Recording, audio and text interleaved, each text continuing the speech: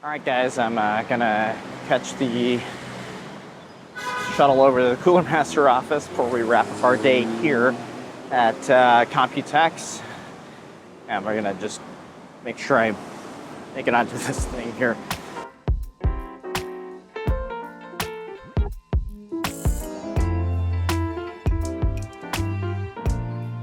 Hey guys, welcome back to Machines and More. We're gonna dedicate this one to just the Cooler Masters on site. It's in their office, their Computex exhibitions. It's been divided between the Nangang Exhibition Center and also their office, which we toured like a week ago or so. And I think they have a lot more things here, so let's go and let's check it out. All right, before we head into the office, let me tell you about today's video sponsor. Today's video is in partnership with Mint Mobile. Mint Mobile offers premium wireless for as low as $15 a month, and you don't have to sacrifice any coverage, speed, or data because they're built on the nation's largest 5G network. I've used Mint Mobile, and the service is super easy to get set up with. Thanks to their digital eSIM cards, you can sign up and activate immediately right on your phone from the comfort of your home.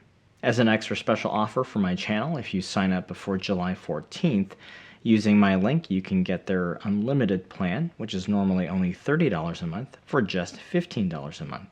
It only takes 15 minutes to pay as low as $15 a month for your phone plan. It really is that simple. Use my link, mintmobile.com/machines, or in the video description to get started, or scan my QR code. It helps out my channel.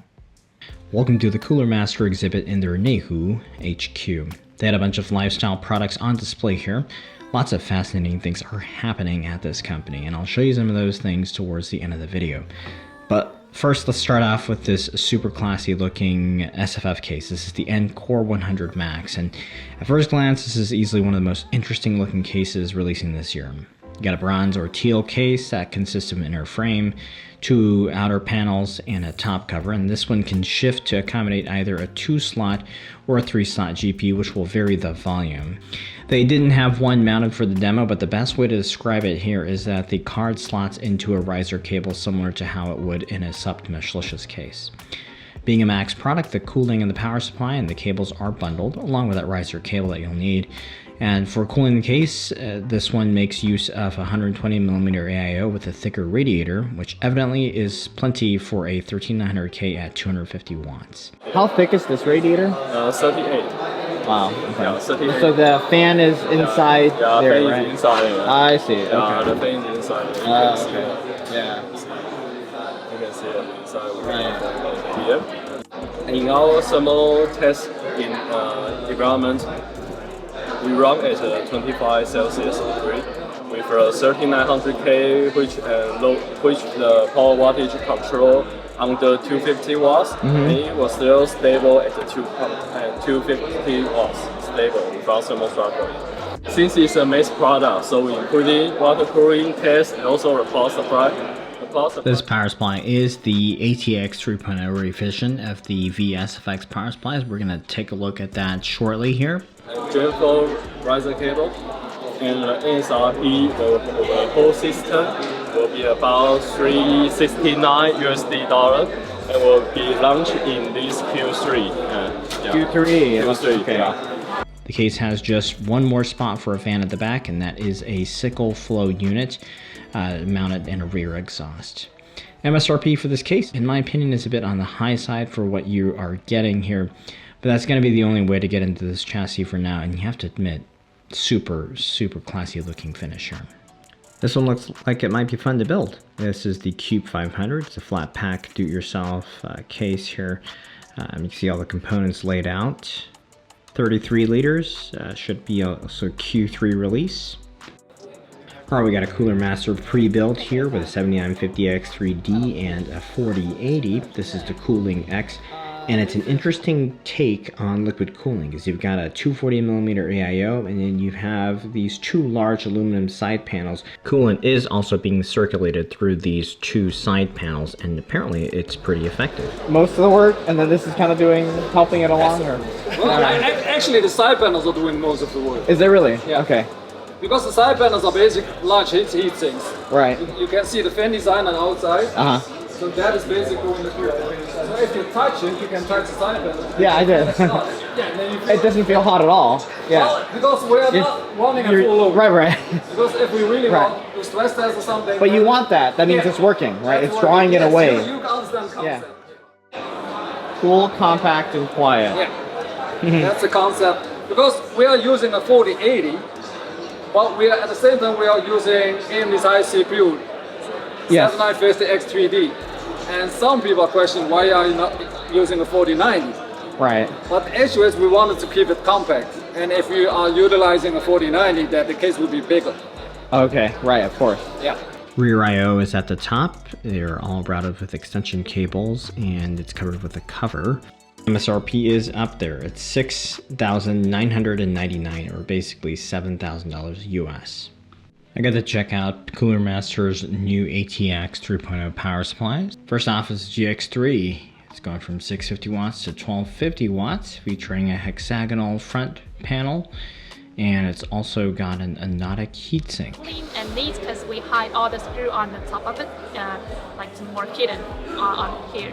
Also inside it, regarding to the thermal structure, we use the anodic coated heatsink here, which can actually decrease 5 degrees Celsius of temperature. And also we have the hexagonal shape here on top of it, on the vent cover here. It has the like 80% of the airflow that can pass through, so it's the best shape that can improve the airflow. And also we have the V SFX series of power supply. Yep. V SFX Gold with 750 and 850. Also the V SFX Platinum with 1100 wattage and 1300 wattage. And it's actually the first SFX power supply that can achieve over 1000 wattage in the industry. And today it's still the highest power density now. Quick note, there is only one model for this power supply. The difference is in how it's marketed depending on the household voltage in the geography that it's being sold in. V1300 in countries where it's 220 power, and then V1100 in countries with one, like here or in US, it will say 1100, right? 11 in United States will be 1100. Okay. It is the same power supply, it just has different, it's more efficient with 220. Platinum V2. Okay, so this is the second version of this one here. Yes. Yep. So it's coming over 1000 wattage, from 1100 to 1600 wattage. A forthcoming update will bring a 135mm version of the Mobius fan to this power supply. Okay. Yeah, 135. And we also use the LDB here, so you can try to stabilize the fan itself, so you can have less noise, keep it silent, but also good thermal performance at the same time. So when is that going to go into production with that?